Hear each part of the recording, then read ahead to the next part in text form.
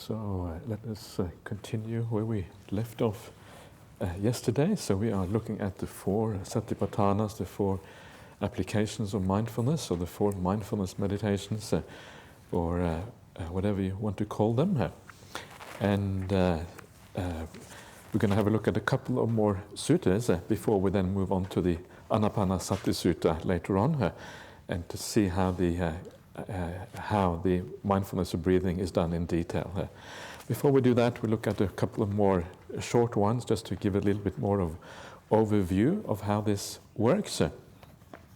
And this next one, the sutta, is from the Samyutta Nikaya 47. That is the Satipatthana Samyutta, the connected discourses on Satipatthana. And if you want to understand Satipatthana properly, you really have to read that particular section of the Samyutta Nikaya, because just reading the Satipatthana Sutta is not really enough, because it gives you just a one-sided view of what Satipatthana is about. If you want to understand it fully, you have to read much more broadly in the suttas, and especially the Satipatthana Samyutta is very useful for getting a broad understanding of what Satipatthana is all about. So anyway, this little sutta gives you one angle on this, and there are many other angles as well. So this sutta is called A Monk, and it goes as follows. At one time, the Buddha was staying near Savatthi in Jeta's Grove, Anathapindika's monastery here. Then a mendicant went up to the Buddha, bowed, sat down to one side, and said to him, "Sir, may the Buddha please teach me the Dhamma in brief.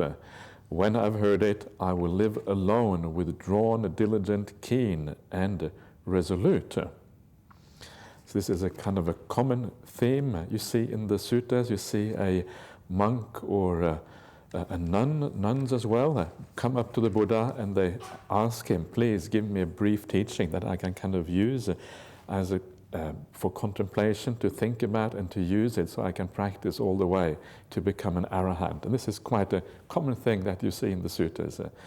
So it's quite nice to have the Buddha, this Buddha is there and you can go to him at any time and ask for a special teaching. That's what they did in those days. It's quite, it's quite neat in a sense, I suppose. And you notice the words that he uses there, to dwell, withdrawn, and then diligent. These words are kind of quite important words in Pali. Alone is eka. Eko means like one. Yeah. Withdrawn. Actually, what is withdrawn here? That's a good question. I'm not sure what withdrawn is in this case.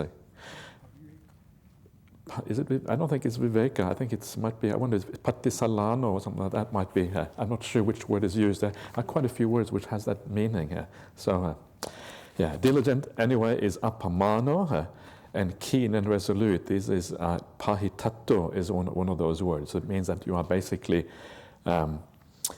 energetic. Yeah. So the idea of being energetic and heedful, in other words, careful in your practice, and diligent and withdrawn. It's always withdrawn.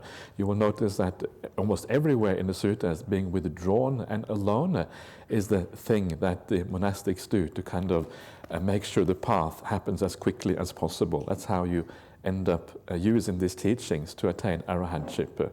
It's a very strong theme throughout the suttas. And these words you see here are very commonly found everywhere for anyone who is really, really serious about meditation practice. Solitude, and then to be careful and heedful, and then having the energy, the resolute and keen, the energy aroused. And then the Buddha replies. He says, "This is exactly how some foolish people ask me for something. But when the teaching has been explained, they think only of following me around." Ooh, imagine being told that by the Buddha. You probably feel a bit deflated afterwards when you hear that from the Buddha. And this, you can imagine that this would happen. Yeah, people would follow the Buddha around. There is many examples in the suttas of that. Sometimes he would have a large gathering, traveling around with him. And the Buddha is not too impressed with that. He doesn't really encourage people to follow him around. He encouraged people to go into solitude and practice the teaching properly. But you can see why people do this. It's very natural. You come to some spiritual master and they make you feel good. In their presence you always feel relaxed, you feel at ease. They don't judge you, they don't give you a hard time at all. This is one of those beautiful things about being with somebody who has practiced the path a long way. They are so very non-judgmental. You can really relax in their presence. A classic example of that is the one what Ajahn Brahm talks about, and when it talks about him visiting one of those very famous monks in Thailand, a monk called Ajahn Tate. And he says that when he went to visit Ajahn Tate, he was rumored to be an arahant by many people. He had this enormous kind of building called a mandapa that was built for him in his monastery in the northeast of Thailand. And Ajahn Brahm, when he only had 5 reigns as a bhikkhu, he went to visit this very famous monk because he had a chance to travel around the northeast of Thailand. That's where all the most famous monks in Thailand used to be. And he goes to this monastery, and then he goes to this mandapa because he's heard that Ajahn Tate is sitting in this enormous building built by the king of Thailand. And he goes in and he opens the door. He has all these questions that he wants to ask Ajahn Tate. Then he goes in and he looks around. Oh, there's nobody there. And then he leaves and they think, wait a minute, wasn't there someone in the corner? And he goes back in, has another look, and there he sees Ajahn Tate sitting in the corner over there, far away. But because he's such a very well-practiced monk, and he may very well have been an arahant, that's what you hear anyway, he doesn't make anything out of himself. He's just there, and he doesn't really, he doesn't have any need to show himself or to express his ego. There is no ego anymore. Ego is completely gone. So because of that, you fade into the background. Arahants tend to fade into the background. You can barely tell them from the wall. They look like the wall, basically. So Ajahn Brahm then, well, okay, he's there. Okay, so then he goes in. And then he bows down. And then he says that it was so peaceful to be in the presence of somebody like that. Because there's no judgment, there's no sense of self, there's no kind of, it's just an incredibly peaceful experience. So all his questions that disappeared. Didn't have any questions anymore. So he just bows down to him and doesn't know what to say. Questions are gone, so he feels a bit silly, doesn't have anything to say. Then they can just have a very gentle conversation together. And this is the beauty of being with someone who has practiced a long way, is this kind of complete lack of judgment and a complete sense of acceptance, because they know that you are just a heap of conditions. And because they know that, they will just have compassion. And this is exactly the same thing with the Buddha. One of the qualities of the Buddha is that he has the Maha Karuna, the great compassion, because he understands that we're all trapped in our personalities, trapped in our conditioning, trapped in our habits. And for that reason, the compassion is complete, and no judgment of anyone, just compassion all the time. It's a very beautiful thing here. Anyway, but the Buddha here is kind of telling him that this is not the way, the right thing, just to hang out with the Buddha. Get yourself into the forest, and practice meditation progress. But what he's saying is obviously saying this to give a little bit of impact on this monk, so he really listens. And then the monk says, "Sir, may the Buddha teach me the Dhamma in brief. May the Holy One," the Sugato is the Holy One here, "teach me the Dhamma in brief. Hopefully I can understand the meaning of what the Buddha says. Hopefully I can be an heir of the Buddha's teaching here." So now he's feeling a bit desperate. He's kind of saying, please teach me here. He's kind of realizing that there's something serious going on. And then the Buddha replies, "Well then, mendicant, you should purify the starting point of skillful qualities." What is the starting point of skillful qualities? It is well purified ethics and correct view. When your ethics are well purified and your view is correct, then you should develop the 4 kinds of mindfulness meditation. So here again he is pointing out the things that are necessary to develop for mindfulness meditation, for satipatthana to be possible. And I have mentioned these things before, the idea of right view or straight view, and then the idea of morality or ethics or sila, or whatever you want to call it. These 2 are here called sila, and the correct view is called ujjukaditti, quite literally means straight view. And if you think about the Noble Eightfold Path, the Noble Eightfold Path starts out with right view, which is equivalent here to straight view, Ujjhagaditti in this particular sutta. And after that, it has all the factors of morality, starting with right intention. Right intention is kind of leaning your mind in the right way, and then all the factors of ethics come after that. And right effort is really also a factor of ethics. It's the ethics of the mind. So it kind of fits, what he says here, fits very well with the Noble Eightfold Path. First of all, you have to practice the first 6 factors. You have to get those sorted out, to at least to some extent, and only then does Satipatthana meditation or mindfulness meditation become possible. You have to have these things established first of all. So this is a very important point. So if you find that your meditation is not working fully, or you stop, you plateau at a certain point, it doesn't go any further, or whatever it is, then always come back to these 2 things in particular: right view, correct view, and ethics. So you have to look at your conduct. Can you improve your conduct in any way? And usually you can, especially the mental conduct is where we can always kind of make some improvements. And that is what you have to come back to. And you have to be, if you are going to be serious about meditation practice, this is the sort of thing that you have to do. And then you kind of judge yourself, or you look at yourself year after year, and to see if the progress is there. If it is not there, go back to these basic factors and ask yourself what you can do.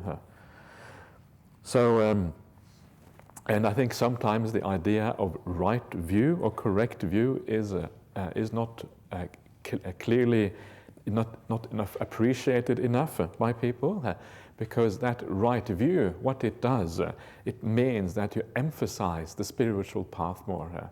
The more clarity you have about the nature of the world, the nature of the practice of the path, the more you prioritize the spiritual practice.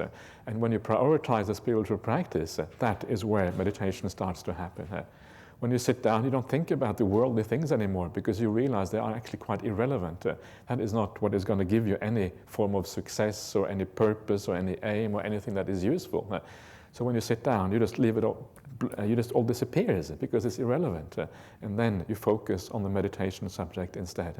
And your mind naturally becomes peaceful. And that is why why the stream enters, generally speaking, has so much more easy for a person who is a stream enter to get into meditation practice, because right view is already established.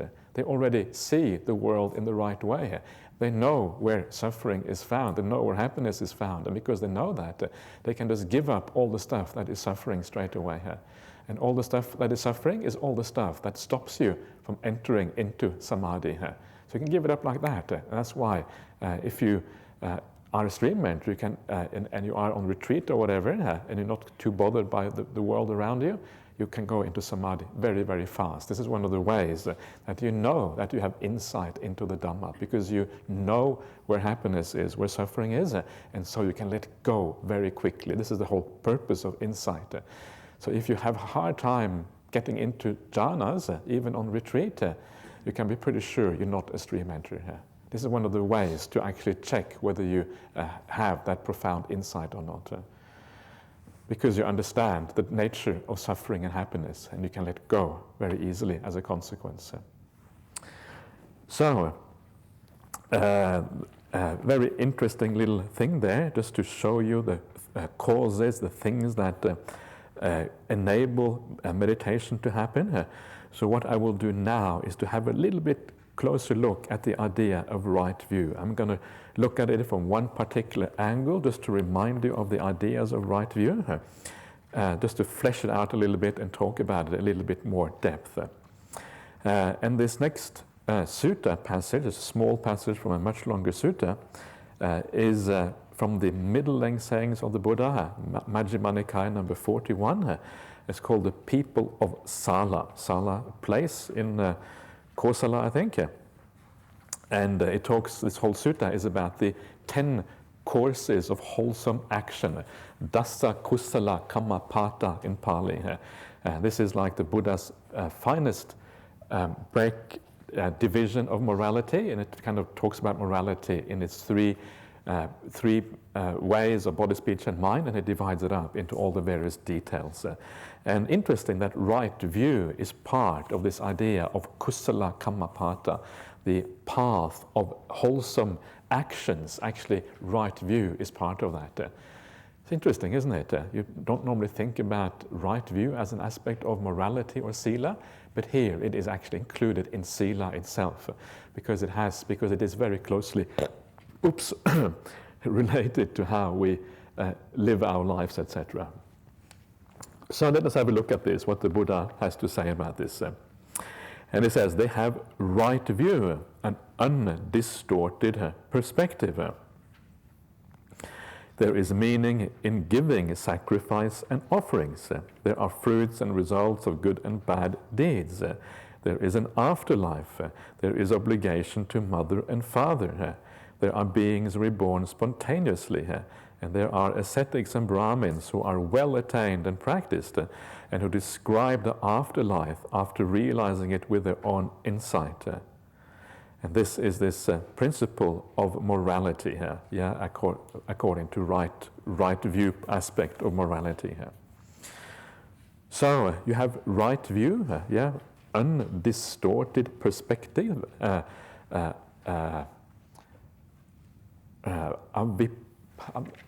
Aviparita sanya, something like that. I'm losing it now. Anyway, it doesn't matter. Undistorted perspective. And the idea with that, of course, is the idea that we want to align our view of the world with the way the world actually is. If you don't see the way the world actually is, and your views of the world is contrary to reality, you're going to make bad decisions. It's obvious, it's very obvious that has to be the case. If you think that happiness is over there, when happiness actually is over here, and this actually is dukkha in the end, well, you're going to pursue dukkha rather than pursuing happiness. If you think that things are permanent when actually they are impermanent, you're going to go for those things that you think are permanent when actually they turn out to be impermanent. So wherever, if you have a wrong perspective on things, it's just like, I like to use the idea of investing on the stock market. It's a kind of very worldly way of looking at it, but it kind of helps to make the point. If you think that a certain stock is going to increase in value, you put all your money into that, but your stockbroker happens to be very badly informed and he gives you all the wrong information. In other words, he has a wrong view, you lose all your money. Your money goes down the drain because of that stupid stockbroker, And then you have an enemy for life after that. But so it is wrong view, and wrong view leads to suffering. In this case, small suffering, because losing money is only small suffering. But in the real world, having wrong view leads to enormous suffering, because it means that you pursue life in the wrong way, and you end up with tremendous suffering as a consequence. Losing your money on the stock market is tiny, irrelevant, doesn't matter at all. Losing in the lottery of life, now that is really that is a really serious problem. But it's the same kind of idea. Right view guides you in the right direction because it is aligned with the way the world actually is. And that is really the point here. Right view is not just an idea that this is Buddhist, and because it is Buddhist is right view by definition. Buddhism is not about setting down a doctrine that you have to believe in because this is what the Buddha said. Buddhism is really about seeing things according to reality.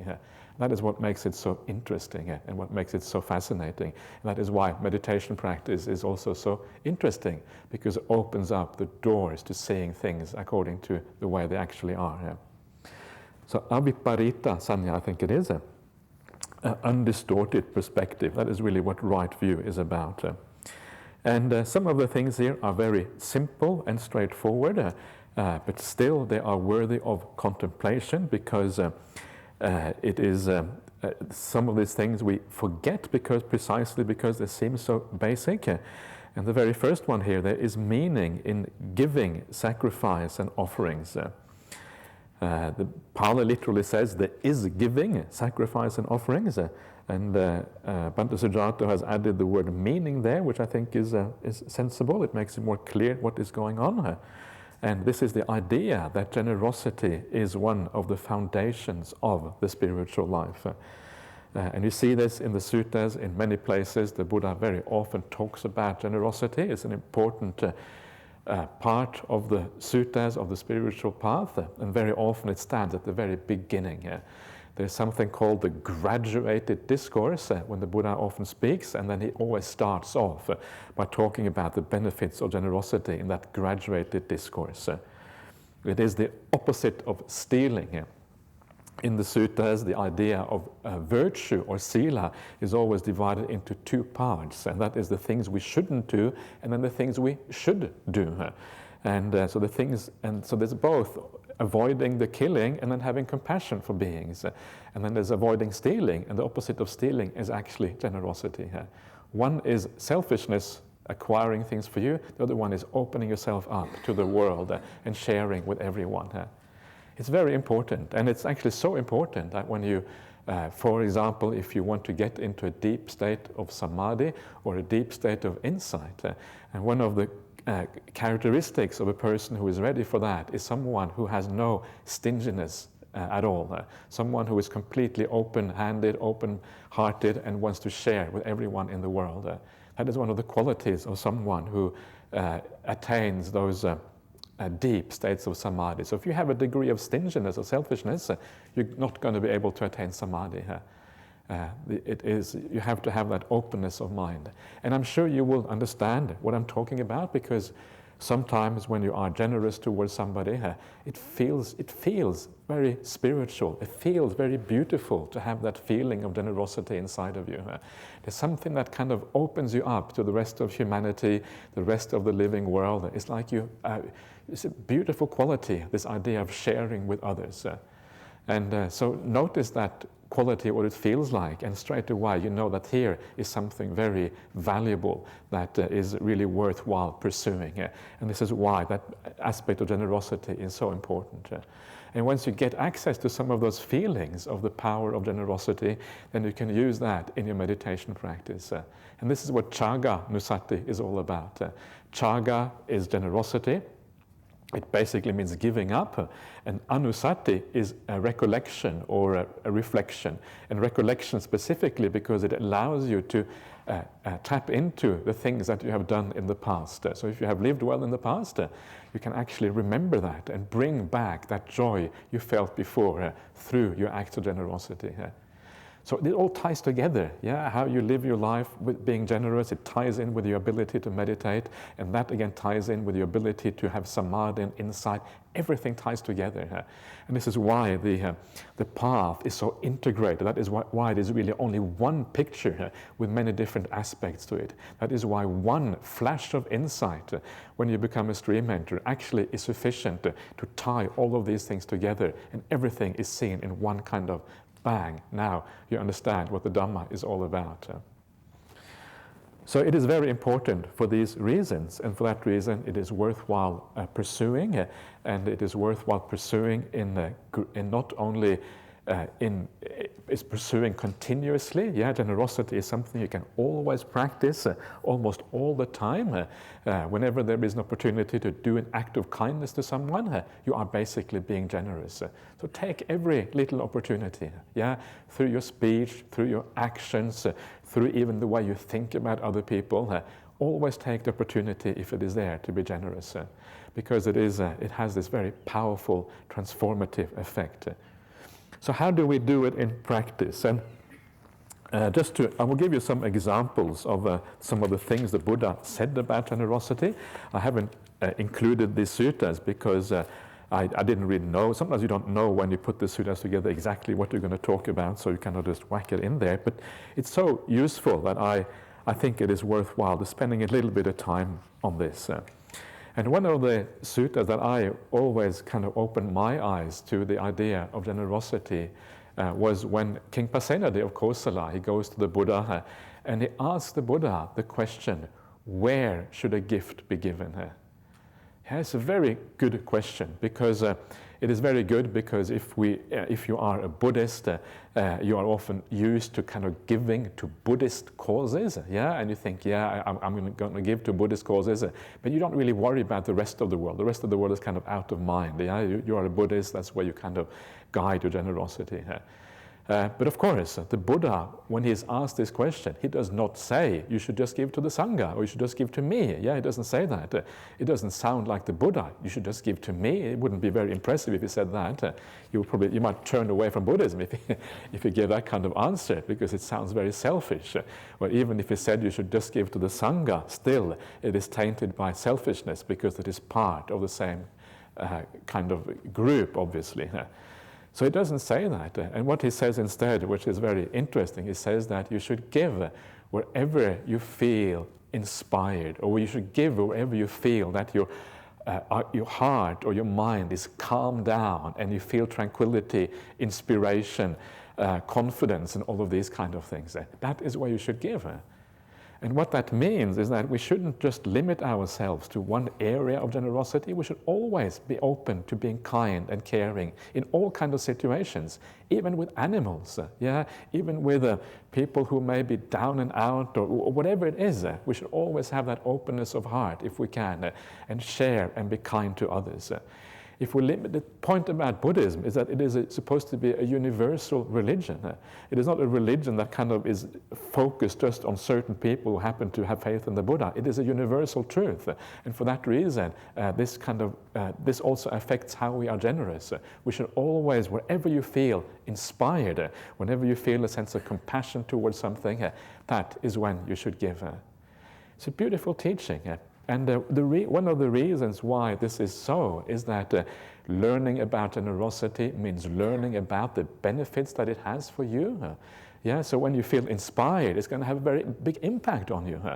So when you feel inspired, you're going to feel the joy, you're going to feel the happiness, you're going to feel the tranquility of the mind that comes with generosity. And because you feel that, it encourages you to give more in the future.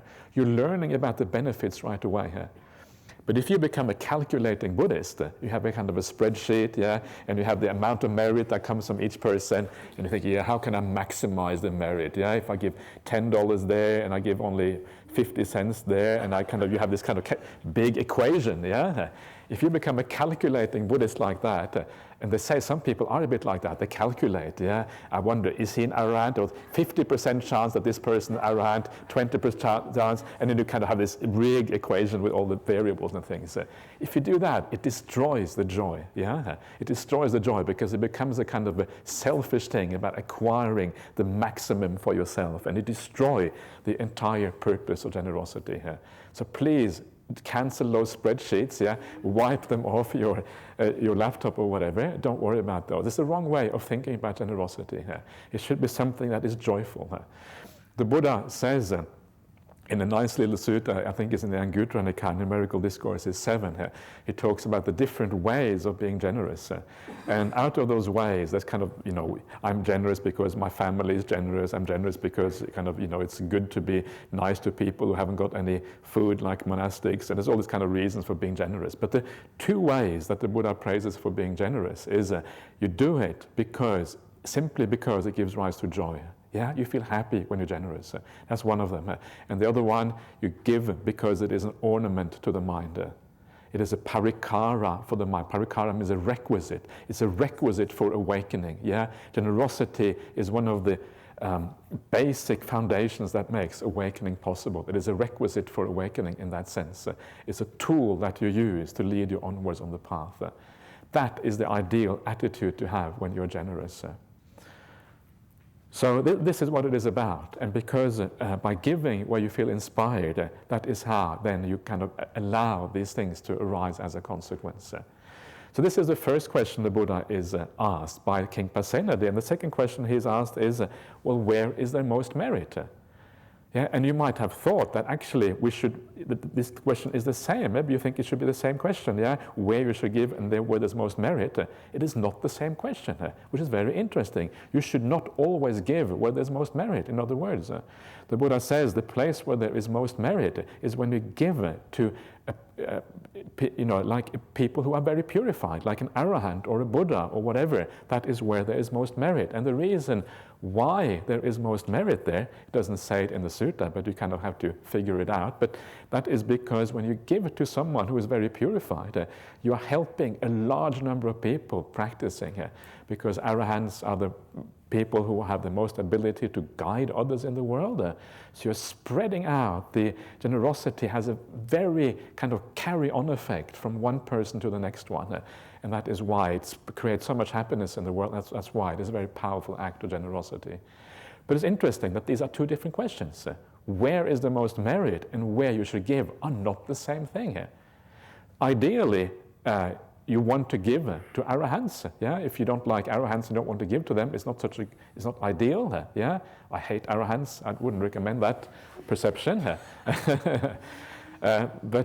So sometimes, that is the right thing to do. If you feel inspired or whatever, then you give it to the sangha, or often giving to the sangha is better than giving to arahants, because you don't really know who the arahants are anyway. So give to the sangha. It's a wonderful thing to do, of course, but don't limit yourself to that. Open up your heart to the whole world, and see where your inspiration arises. That is the right place to give. So that is one of the suttas that always kind of made an impact on me when I was reading it. There was some other examples of suttas that I found that were interesting and made an impact on me. Was the degree to which we should pursue giving and generosity. And for example, the Buddha says that if you are a monastic, you should share even the contents of your alms bowl. So if you have been given something that is special that some other monk doesn't have, you share it with them. Why? Because the Buddha says that if you knew the power of generosity, you wouldn't have a single meal without sharing with someone else. Because it is so powerful. And very beautiful. So you try always to share any possibility. The Buddha says that if you have washed your bowl, and you have a little bit of kind of scraps left in the bottom, if you throw out that dishwashing water with little kind of rice grains in it, and you just think about the little insects that might live off those rice grains, already you're making good karma. Already you're practicing generosity in the right way. It's so easy to practice generosity. It's just a matter of attitude. You can either throw out those rice grains mindlessly, or you can think, may this be for those little creatures in the ground. You can maybe put it even in a place where it is more likely they will be able to eat it. Straight away. The difference is, in one case, you're not making any good karma at all. It doesn't support your meditation, doesn't do anything good for you. In the other case, it becomes a source to support you in your spiritual life. Just with a slight change in intention, a slightly different way of thinking here. That's all it takes sometimes. Isn't that kind of fascinating? It's just the state of mind that is the difference, really, here. Because you're going to throw away those rice grains anyway. The state of mind is what makes the difference, whether it is something useful or useless. And our whole life is like that. When you speak to other people, do you speak in a way whereby you're trying to give people the gift of your words? Or do you speak in a way where you don't really think about it? If you speak in a way whereby you're trying to give people the gift of your speech, then every time you open your mouth, there's an opportunity to do something that enhances your practice.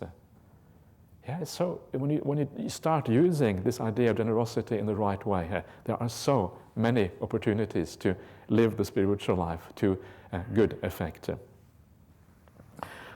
So that is a little bit for you about the idea of generosity. So please don't underestimate these things. Don't think that you have gone a long way on the path, you are finished with the basics, so generosity is now over. It is never over. In fact, it's the other way around. The further down the path you are, the more generous you become. And this is one of the ways of knowing whether somebody actually has gone a long way on the path, is to look at their generosity. Very generous people are people who are spiritually have gone a long way spiritually. One of the ways of knowing that. Okay, so let's leave that one aside and let's move on to the next one, which is that there are fruits and results of good and bad deeds.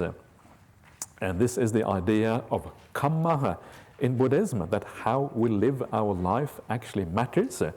And we have already seen that in part through the act of giving. The act of giving, of course, is a good deed, and it leads to good fruits and good results. And this is a very important part of the Buddhist outlook. And it has many aspects to it, and the usual way that people think about this is that we think about the idea of karma as you do good in this life, and as a consequence you have good results in a future life. But it is not all that useful. It is useful in a sense to know that you might be kind of looked well after you die and all that. That's kind of nice, of course, that's useful in one sense, but actually it is not so useful for the spiritual practice in this life. And so there is one important way of looking at this, which is the idea that karma does not only have result in future life, but it also has results in this very life itself. The Buddha talks about three kinds of results of karma: the result that happen in this life, the result that happen in the next life, and the result that happens in subsequent lives after that. But the most interesting one is the result in this life, because at least for our immediate practice. And the way that you know that you're making good karma in this life, this is the way I regard this, is to feel what it feels like to do an act of kindness. And if you are careful, if you really are coming from kindness inside, and you do something kind towards someone else, an act of generosity, an act of right speech, an act of compassion, even a kind thought, if you look at how that affects you emotionally and feeling-wise, you tend to feel good about it straight away. And this is the idea of karma in this very life. You feel good about yourself when you live well. So the idea here is if you start to feel the connection between your intention and how you feel about yourself, if you have an immediate experience of that, you start to understand what karma is about. And it's very encouraging for living well. It really encourages you because you can actually see the connection straight away. And what this means, and this is important to understand what this actually means. It means that, of course, you have then a kind of happiness, and of course the happiness fades away again afterwards. It's not kind of permanently there, but it leaves an imprint on the mind. It leaves something, a residue in the stream of consciousness. And later on you can reflect back on that. You can use it in your meditation practice as part of the idea of Chaganusati I just mentioned, Silanusati, the recollection of our conduct and our habits, good conduct and good habits. It all becomes part and parcel of this whole practice, the gradual training as we move towards awakening and deep meditation. And what happens is that it is cumulative. So you do one act of kindness and you do another one, and then the amount of good energy, if you like, or the good karma, or the goodness that you feel about yourself accumulates. So you are, in a sense, you are lifting your mind up, or you are untethering your mind from all the kind of heavy things that hold it down, and you allow the mind to soar. The mind becomes more bright, more light, more buoyant, more ability to focus in a meditation practice. All of these good qualities gradually increase as you're able to live in a good way and do good actions, especially if you do it all the time and continuously without break. And exactly the same thing with the bad acts. If you are able to avoid the bad acts, it's exactly the same thing, because by avoiding the bad acts, and if you do something bad towards someone, you may feel bad about yourself. You avoid that feeling bad about yourself because you did something bad. And feeling bad about yourself, sometimes it can just be a slight dimming of the brightness of your mind. That's all it is sometimes. Because it's like you judge yourself in a negative way, and then you dim the lights of the mind, and that is exactly what you want to avoid. So this is the idea behind this idea of karma, the idea that in this right now you are doing something to your mind, and your mind is transformed right here in this lifetime through the way you live. That is the best way to understand karma, because it is very obvious and it's very easy to understand. And this then is also the foundation and source for understanding how karma goes from one life to the next one. It's very simple, because if you build up a bright and pure mind in this life, when you die, well, that's where you continue in your next life. So you get reborn in a state that accords with that, how you have built up your mind in this life. That is how kind of karma gets transferred from one life to the next one. And of course, then you can continue practicing in that future life as a consequence. So this is the idea of karma and living in the right way, and how it affects your your spiritual practice. So this is why, again, it is so important to get this right, because it becomes a very powerful thing in your spiritual practice. Then we have the next one, which is that there is an afterlife. There is rebirth.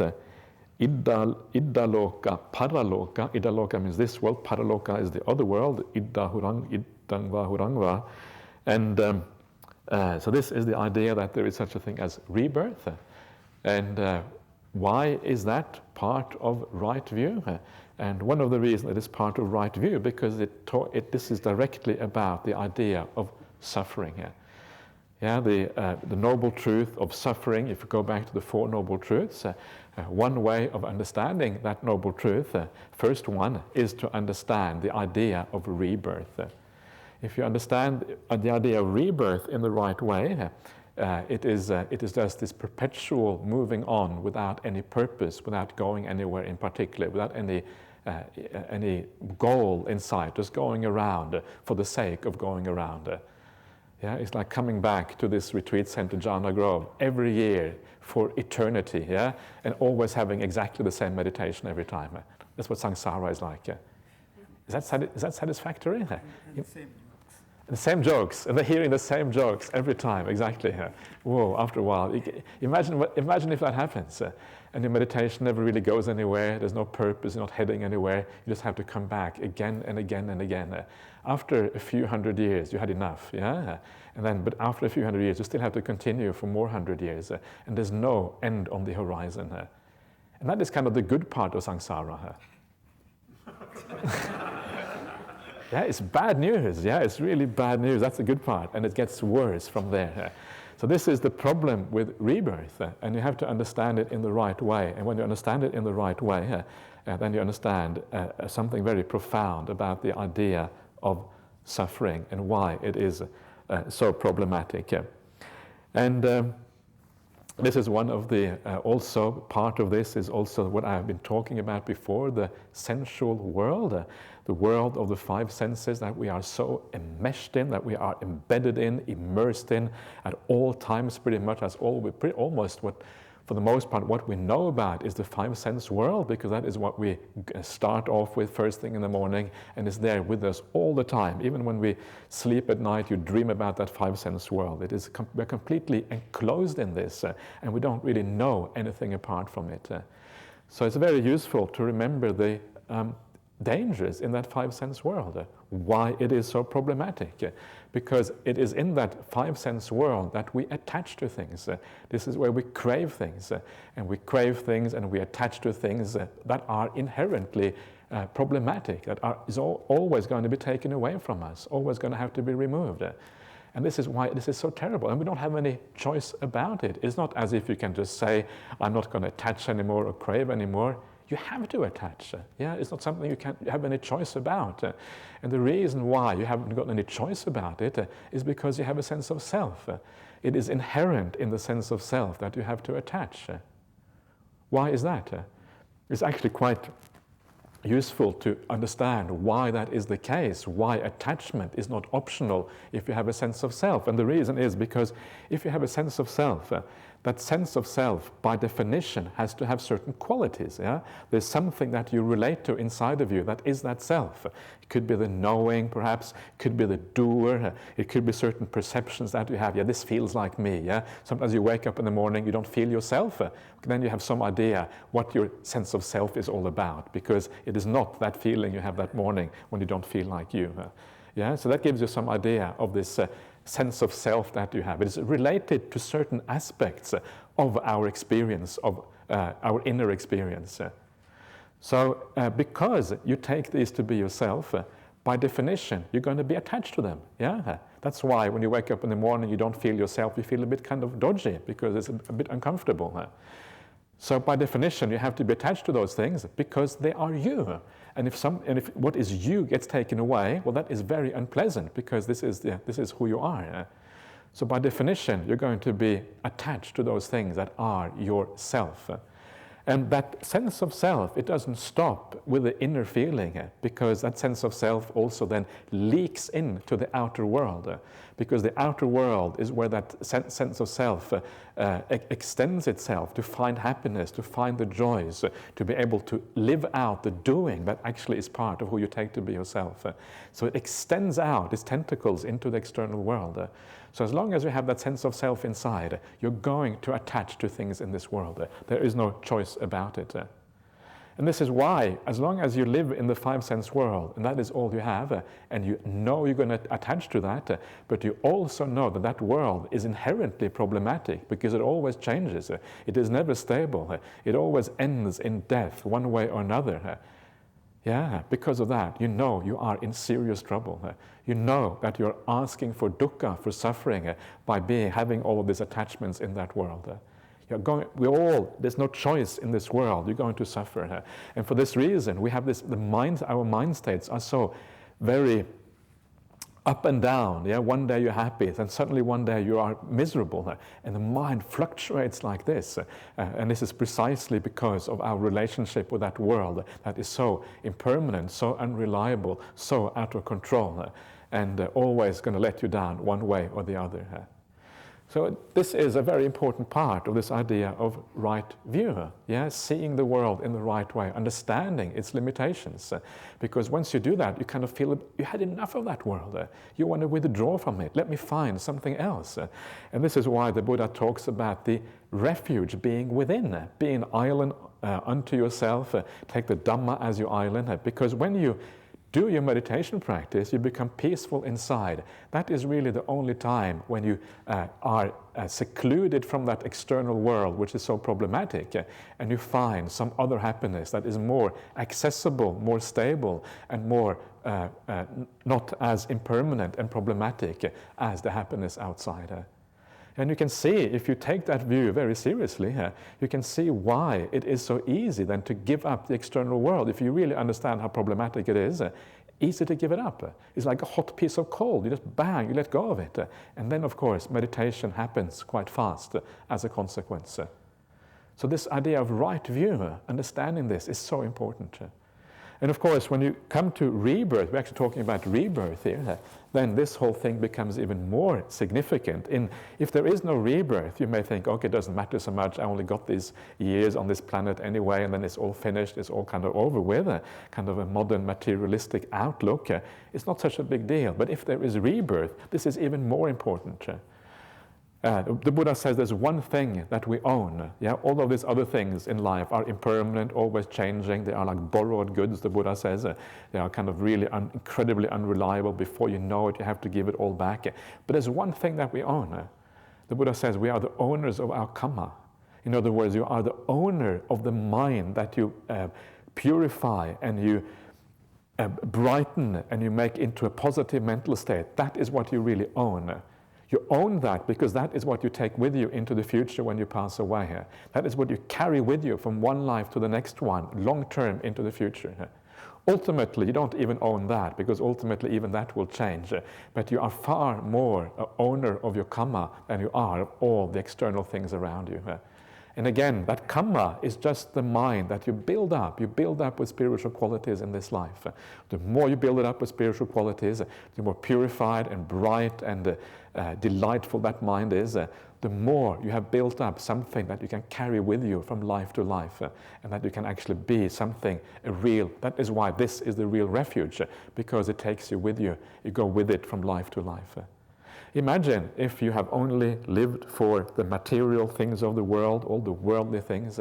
Imagine if all you have done is to kind of make up, amass a large fortune in life, amass educational titles, amass social standing, all of these things that people really go for in this world that are so important to them.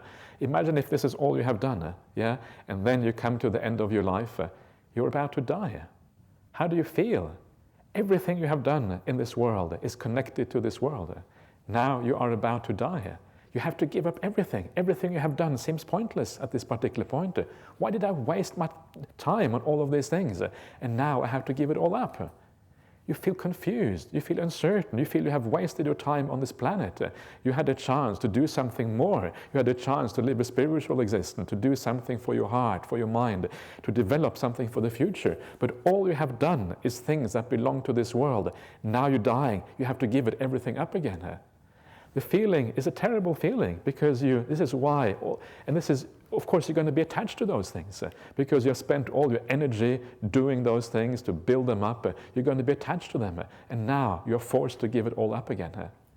It's a terrible way of living. It's a terrible way of dying because everything seems so pointless. And of course, what happens is actually it's much worse than that. And the reason why it is worse than that, because if everything that matters to you are the things of this world, and that is what is important, and you have no idea of a spiritual practice, it means that you also take shortcuts as you accumulate all of these worldly things, fame and social status or whatever it is. You also take shortcuts with your precepts. You don't worry about precepts at all very often. You cheat people a little bit, you lie a little bit here and there. So not only have you done things that have to be given up when you die, but actually you have also done something very bad to your mind in the consequence. So when you die, your mental state is actually worse than when you came into this world. So you're not only are you not taking anything with you, that which you are taking with you is in a worse shape than when you started out in this life.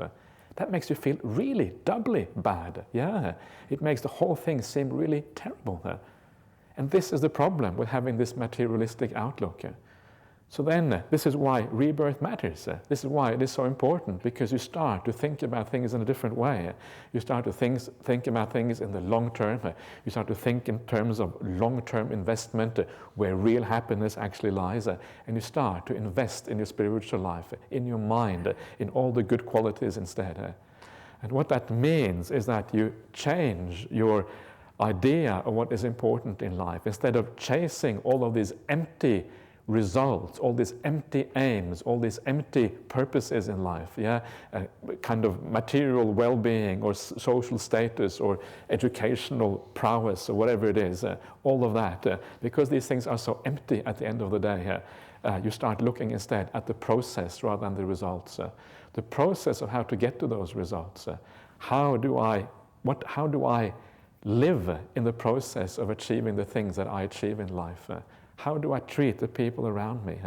I know this is sometimes easy to say, but this is really where the path is at. It's easy to say because sometimes the worldly life, it pushes you to do things, and you have to get results and all these kind of things, otherwise you might lose your job and all of these things. But this is really what the spiritual path is about. Getting the process right, not being too concerned about the results, because that process is what, in the long term, is going to give you real meaning and real purpose. So that is the idea of rebirth and why it matters. So this is right view, and why it is an important part of right view. So let's have a quick look at the last little bits of right view here. The next one is there is obligation to mother and father. So this is the idea that the Pali just says there is a mother and father, but I think putting obligation in there makes it kind of more understandable what is going on. And the idea with this is just that our parents are a very powerful field of merit. So if you're able to treat your parents well, it means that you're going to make a lot of good karma. You're going to feel very good about yourself as a consequence. And this is why it is in there.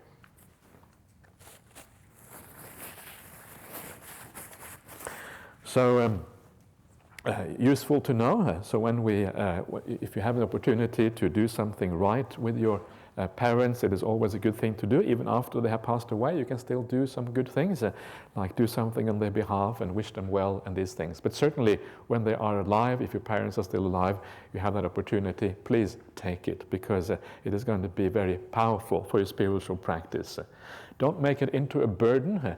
If you make it into a burden, it becomes not very joyful and happy. Make it into something positive. Try to remember that your parents are worthy of that support. Try to remember all the things they have done for you as when you were a child, how they taught you so much. The Buddha calls the parents the pubbacharya, which means the first teachers, the prior teachers that we have. Or so much of the things that we know in our life, we learn from our parents. They taught us all the basics that we need to survive. And remember the love that the parents have for the children. The parents are not going to be perfect. They have probably made lots of mistakes as well, but still they have always been there when you needed them, always been there supporting you. And what an astonishing thing that is. You are the only person in the world that your parents would look after in that way, you and your siblings.